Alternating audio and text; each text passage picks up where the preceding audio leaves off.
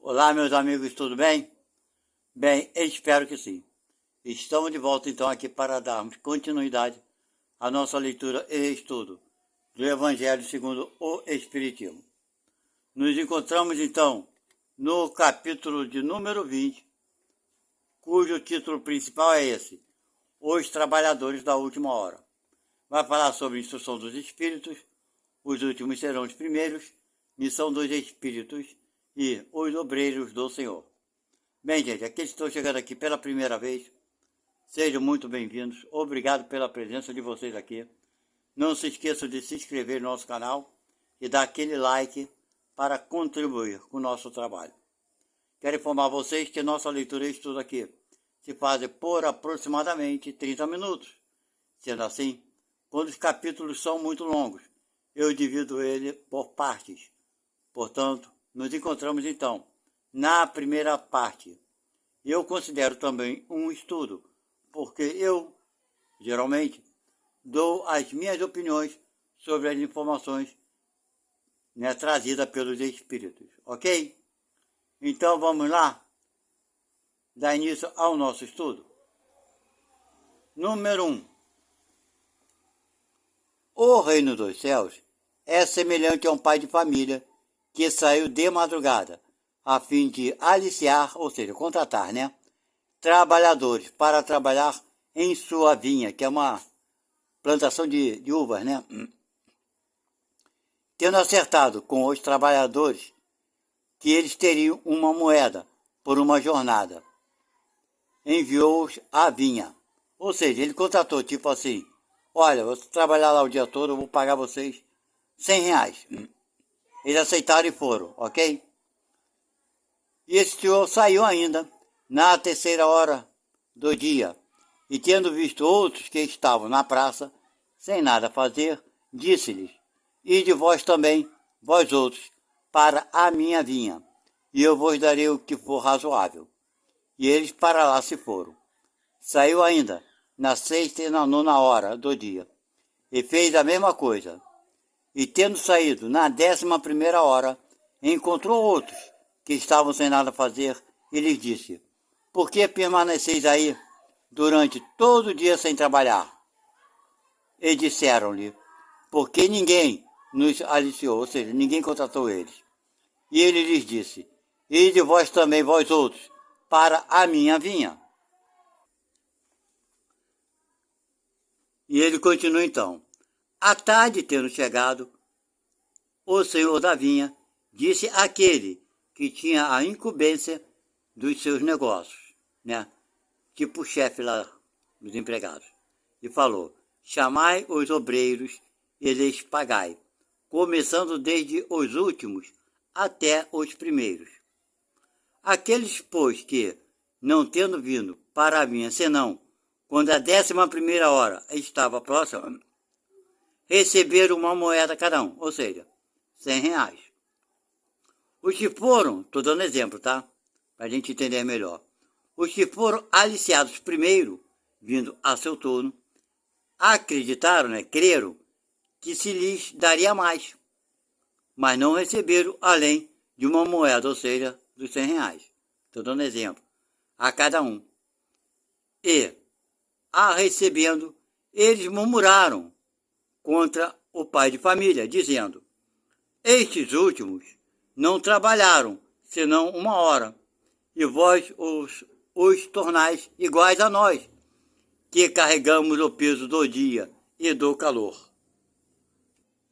Quer dizer, eles reclamaram, que ele pagou o mesmo valor àqueles que trabalharam só 1 hora, o mesmo que eles tinham recebido, ou seja, R$100 para aqueles que trabalharam pouco e R$100 para aqueles que trabalharam o dia todo.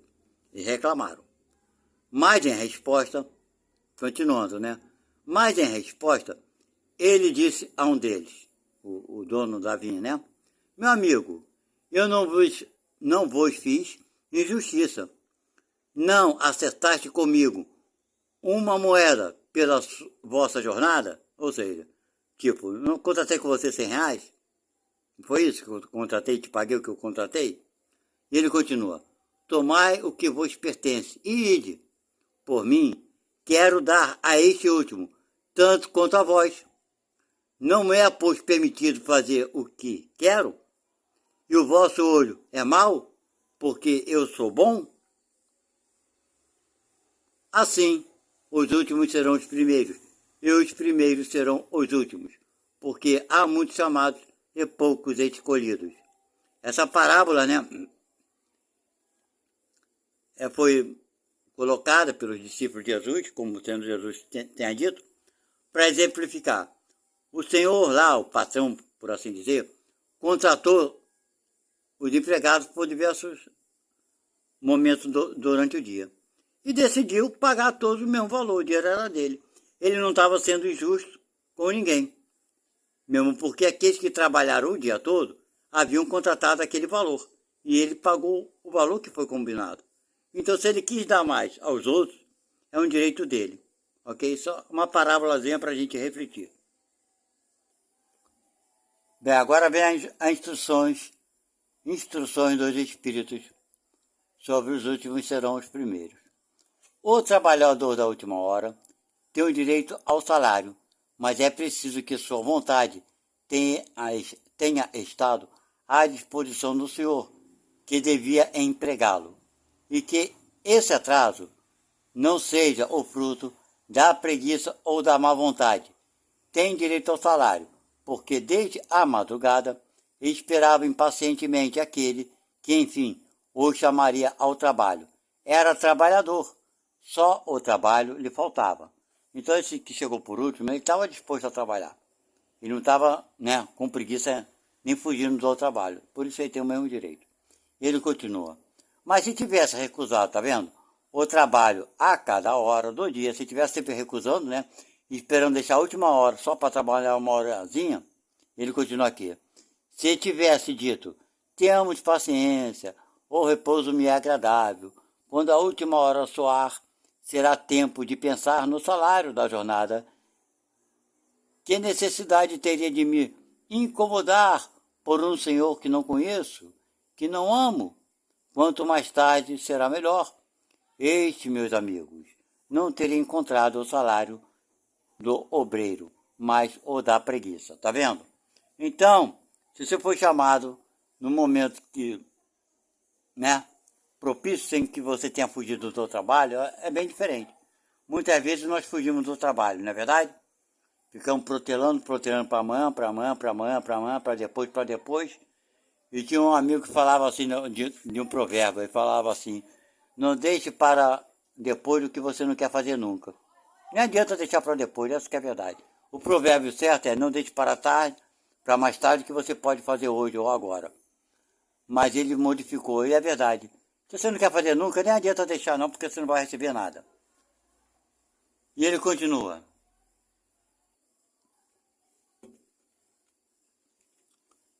Que será, pois, daquele que, em lugar de permanecer simplesmente na inação, tiver empregado as horas destinadas ao labor do dia em cometer atos culpáveis?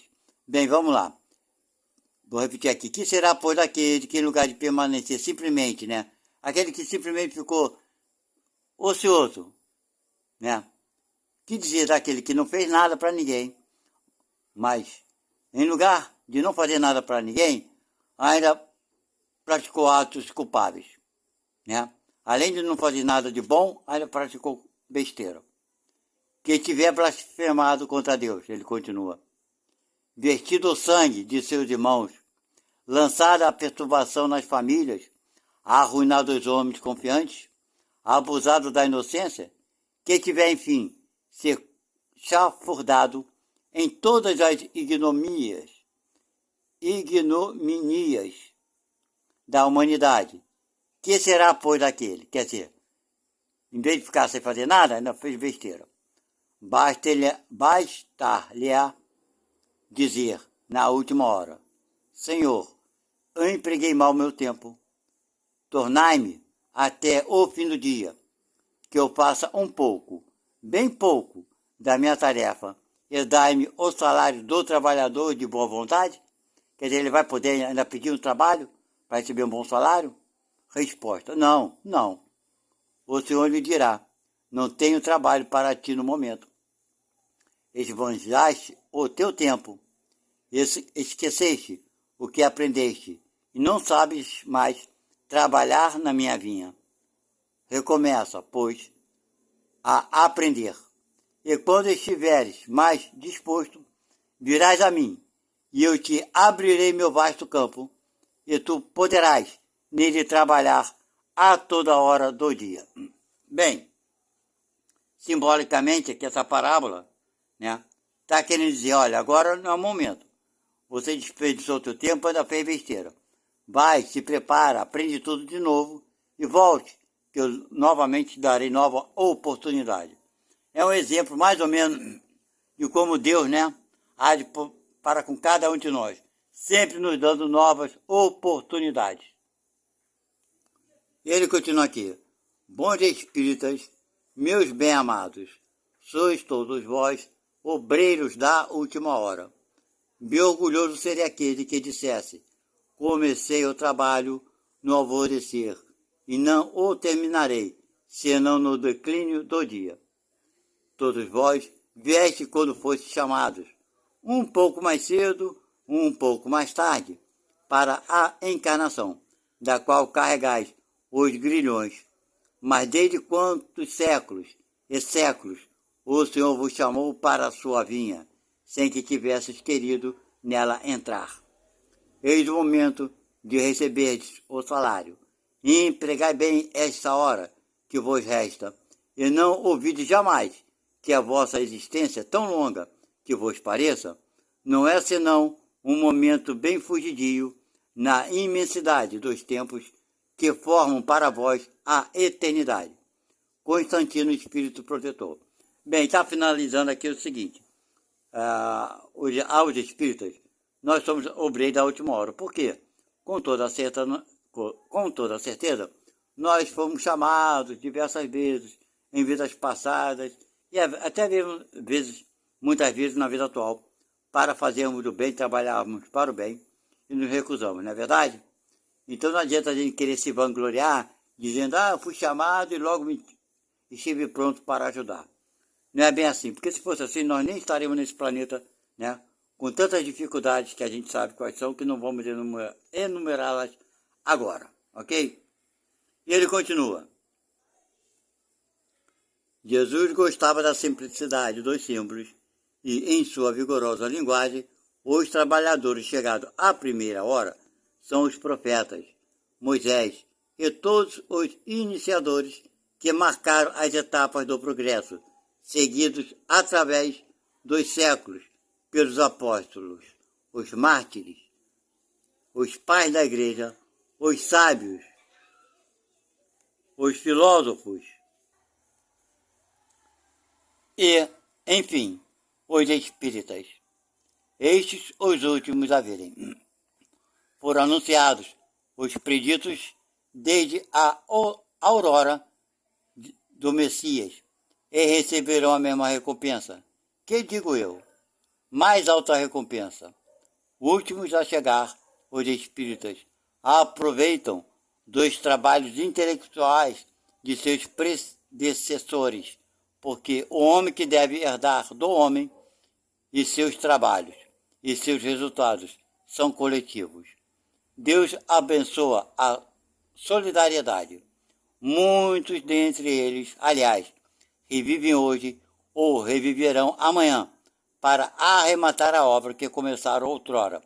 Mais de um patriarca, mais de um profeta, mais de um discípulo do Cristo, mais de um propagador da fé cristã. Encontram-se entre eles, porém, mais esclarecidos, mais avançados, trabalhando não mais na base, mas no coroamento do edifício. Seu salário será, pois, proporcional ao mérito do trabalho. Bem, gente, resumindo aqui, diz a espírita, né, trabalhadores da última hora. E ele fala aqui uma coisa muito importante nesse capítulo que nós acabamos de ler, que nós somos espíritos, né, que estamos reencarnando. Então, se hoje somos espíritas, estamos trabalhando, não é o meu caso não, tá? Estou falando de quem faz assim, daquele que é espírita, que está trabalhando em favor do seu semelhante, está completando ou complementando uma encarnação anterior, porque foi na encarnação anterior que começou a compreender isso e botar isso na sua vida, e que nessa vida atual consegue complementar. Então, quem são nossos, predecessores? Nós mesmos, em vidas passadas. Quem deu início a isso tudo? Nós mesmos, nesse trabalho. Nós mesmos demos trabalho em vidas passadas. E agora estamos complementando, finalizando, por assim dizer. Ok? Aqueles, claro, que estão vivendo, né? Não é só falando não, mas praticando a caridade. Ok? E ele continua. A reencarnação, esse belo dogma, eterniza e precisa a filiação espiritual. O espírito chamado a prestar contas do seu mandato terrestre compreende a continuidade da tarefa, interrompida, mas sempre retomada. Exatamente o que eu falei antes, né? Os espíritos são o quê? Aqueles que já vêm nesse processo, nessa direção. E agora acaba completando, né, essa missão de praticar a caridade. E ele continua aqui. Sente que apanhou no voo o pensamento dos seus antepassados. Que eram seus antepassados? Eles próprios, né? Reentra na liça amadurecido pela experiência. Né? Reentra no caminho, né? Mais amadurecido pela experiência de vidas passadas. Para avançar ainda. E todos os trabalhadores da primeira e da última hora, olhos voltados para a profunda justiça de Deus, não murmuram, mas e adoram. Não tem, né? Não vai ficar reclamando. E começa a adorar o quê? Agradecer, não é verdade? Tal é um dos verdadeiros sentidos desta parábola, que encerra, como todas as que Jesus dirigiu ao povo, o germe do futuro, e também sobre todas as formas, sobre todas as imagens, a revelação dessa magnífica unidade que harmoniza todas as coisas no universo, dessa solidariedade que religa todos os seres presentes ao passado e ao futuro. Então, gente, nós estamos, quem vive nessa, todos nós, seja a tua vida, seja o jeito que for, tu está andando no complemento de uma vida passada. Vai ter novos erros? Vai. Vai ter novos aprendizados? Vai. Vai cometer novos acertos? Vai. Vai passar por provas? Vai. Vai ser aprovado? Vai, e vai ser reprovado também. Porque faz parte, né, da nossa, não digo missão, mas da nossa necessidade evolutiva. Não é verdade? Agora ele vai falar aqui, missão dos espíritas. Número 4. Não ouvir a se agitar a tempestade, que deve dominar o velho mundo e tragar no nada a soma das iniquidades terrestres. Já ouvimos falar isso? Diversas vezes, né?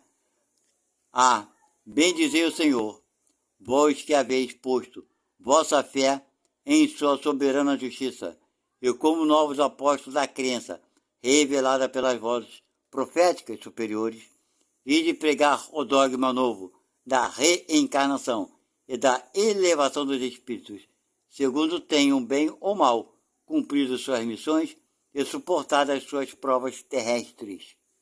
Bem, isso daqui está sendo, essa informação, ou seja como for, levada, trazida para os espíritas, né? Sobre a reencarnação, para mostrar, aquele que acredita na reencarnação, claro, para mostrar para certas pessoas que existe uma vida além da morte, que essa vida é uma continuidade da vida terrestre, e que nada está perdido, certo? Sempre temos, isso é um fato, é uma verdade, novas oportunidades. Isso é o que? Esperança. Iremos reencontrar todas as pessoas que nós amamos, claro. Isso é renovação em espírito. Ok? Por isso é tão... Quem estuda o espiritismo sabe, né, dessa... Como poderia dizer, desse consolo. Por isso que fala que o consolador prometido é o espiritismo. E vamos dar continuidade então. Não vos amedronteis, está vendo? As línguas de fogo estão sobre as vossas cabeças. Ó verdadeiros adeptos do Espiritismo, sois os eleitos de Deus. Ide e pregai a palavra divina. A hora é chegada em que deveis sacrificar a sua propagação, os vossos hábitos, os vossos trabalhos, as vossas ocupações fúteis. Quer dizer, largai besteira, né? E de pregai. Os espíritos do alto estão convosco.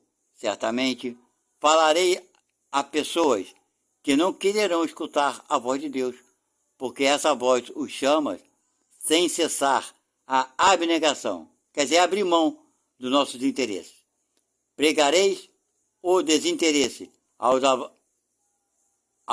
avaros, a abstinência aos dissolutos, a mansuetude aos tiranos domésticos e aos déspotas.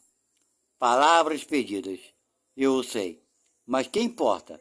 É preciso regar com o vosso suor o terreno que deveis semear, porque ele não frutificará. Eu estou aqui embaixo, tá, gente? Porque ele não frutificará e não produzirá senão sobre os esforços reiterados da enxada e da charrua evangélicas. Ide e pregai. Bem, gente, então aqui ele está dando conselho para os espíritas, né? Para nós, quem é espírita principalmente, conseguir trabalhar, ajudar os nossos irmãos, dizer que não tem nada perdido, que sempre teremos uma nova oportunidade de recomeçar, né? Que ninguém acerta tudo, todo mundo erra, todo mundo acerta, ok? Ninguém é melhor do que ninguém nesse planeta Terra. Todos aqui estamos aprendendo alguma coisa e ensinando alguma coisa. O único ser que por aqui esteve, que não precisava de vir aqui e veio sem necessidade, veio por uma missão, foi Jesus Cristo e mais ninguém. Mais ninguém, ok? Todos nós viemos aqui para ensinar e para aprender, para desenvolver, né, a nossa intelectualidade, mas principalmente a nossa moralidade, porque ela é muito mais importante do que qualquer intelectualidade. Porém, aqui no planeta Terra, a inteligência caminha na frente da nossa moral. É uma verdade? É, infelizmente, é assim, infelizmente é. Ok? Vamos dar continuidade, então, virar a página aqui. Só um minuto. E ele continua. Sim, vós todos homens de boa fé, que credes na vossa inferioridade e olhais os mundos dispostos no infinito, parte em cruzada contra a injustiça e a iniquidade. Ide e destrui esse culto do bezerro de ouro, cada dia mais e mais invasor. Ide, Deus vos conduz. Homens simples e ignorantes, vossas línguas se soltarão e falareis como nenhum orador fala. Ide e pregai, e as populações atentas escolherão com alegria as vossas palavras de consolação, de fraternidade, de esperança e de paz. Bem, gente, eu tinha acabado de falar antes sobre a intelectualidade e a moral, que a moral é muito mais importante. Mas aqui no nosso planeta Terra nós ainda damos preferência à intelectualidade. E ele fala aqui bem claramente, deixa eu ver o trecho aqui quando fala, homens simples e ignorantes. O que quer dizer aqui ignorante? Sem instrução, sem conhecimento de muita coisa, mas com a moral elevada. Então esse pode pregar, falar em nome de Deus. Ok? Não precisa ser intelectual, mas sim ter amor no coração e ter uma moral elevada. Vamos lá.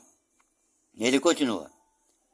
Que importam as armadilhas que serão colocadas no vosso caminho? Só os lobos se prenderão nas armadilhas de lobos, porque o pastor saberá defender suas ovelhas contra os verdugos e imoladores. Quer dizer, o que quer dizer aqui? O que importa as armadilhas? Porque sempre acontece, se você esteja onde estiver, fazendo o que tiver, sempre terá alguém contra você querendo armar alguma coisa contra você. Infelizmente, essa é a verdade. E ele continua. Ide, homens grandes diante de Deus, que mais felizes que São Tomé. Credes sem pedir, para ver e aceitais os fatos da mediunidade, quando mesmo não tenhais conseguido jamais obtê-los em vós mesmos. Ide, ó Espírito de Deus, o Espírito de Deus vos conduz.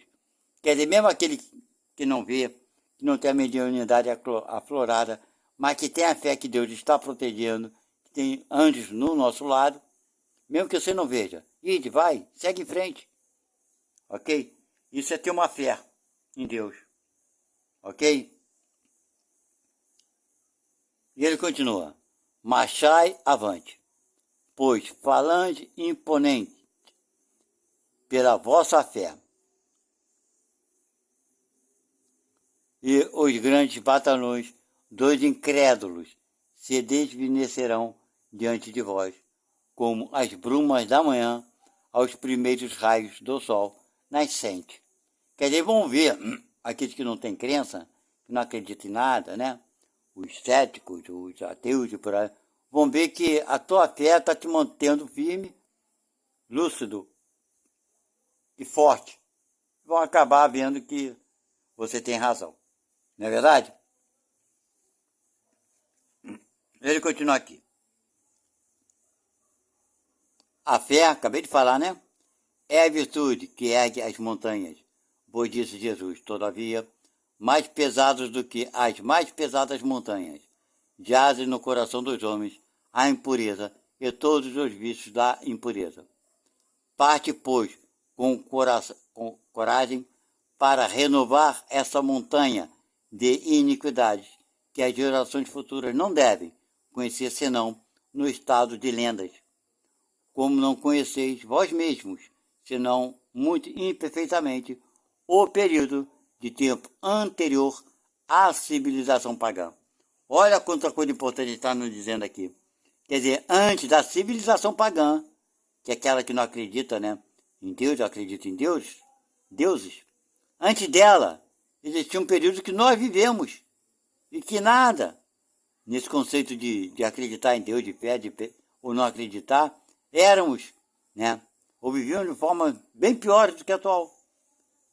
Então, se chegamos aqui, é claro que vamos chegar mais longe. Não é verdade? Ele continua. Sim, as comoções morais e filosóficas vão manifestar-se em todos os pontos do globo. A hora se aproxima em que a luz divina apresentar-se-á sobre os dois mundos. Quais são os dois mundos, né?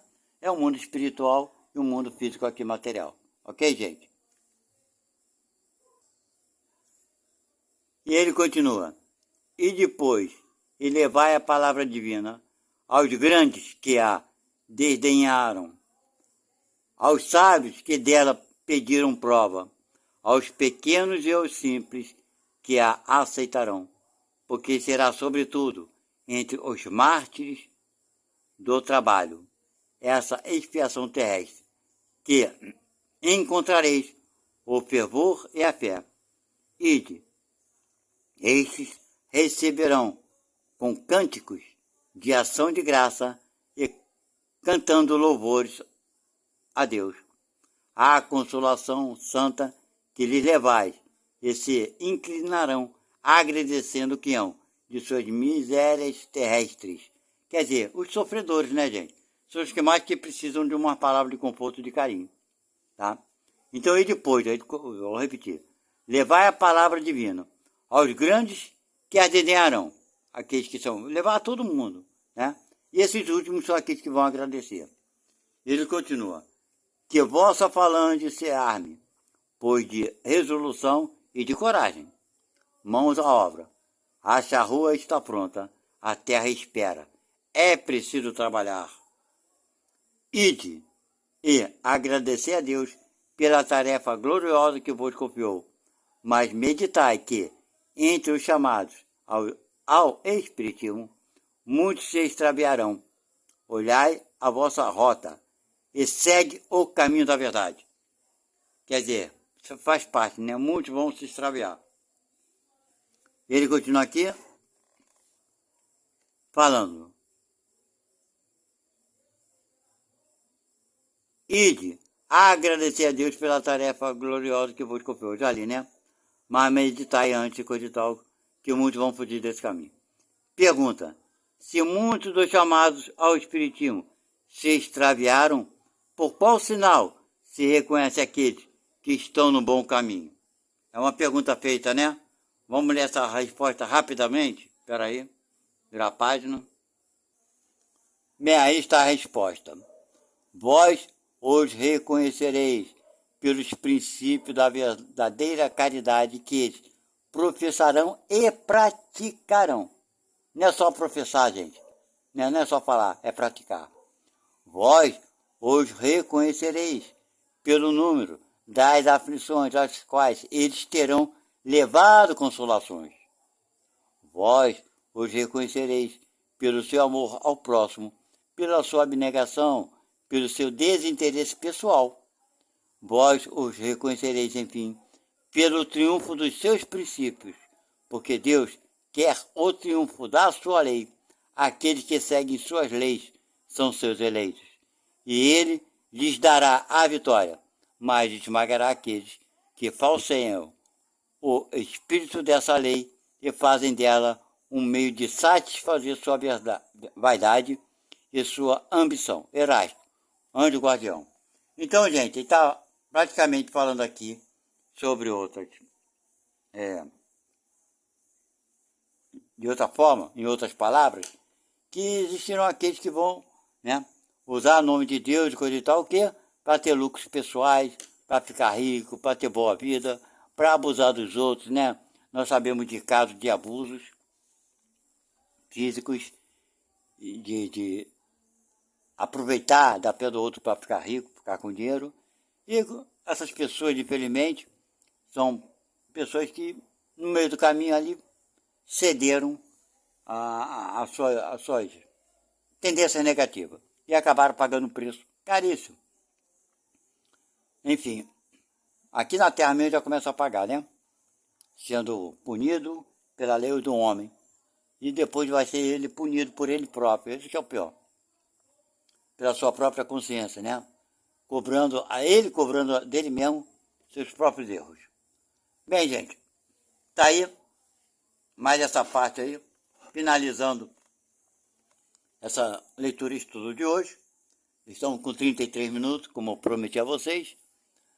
Como sempre fazemos, né? Aproximadamente pouco mais de 30 ou menos de 30. E vamos encerrar nossa leitura e estudo de hoje. Não se esqueça, então, por favor, já que chegaram até aqui, não se esqueça de dar aquele like, né? E se inscrever no nosso canal. Isso vai cooperar com muito maior número de pessoas. Se esse trabalho aqui te ajuda, acredite, você só tem um jeito de ajudar o outro. É compartilhar esse conteúdo com uma pessoa qualquer que seja, e dando like, né, e se inscrevendo no nosso canal. Assim você já acaba ajudando o maior número de pessoas, se for de sua vontade. Mas enfim, seja sempre como Deus quiser. Fiquem na paz de Deus e até a próxima. Tchau.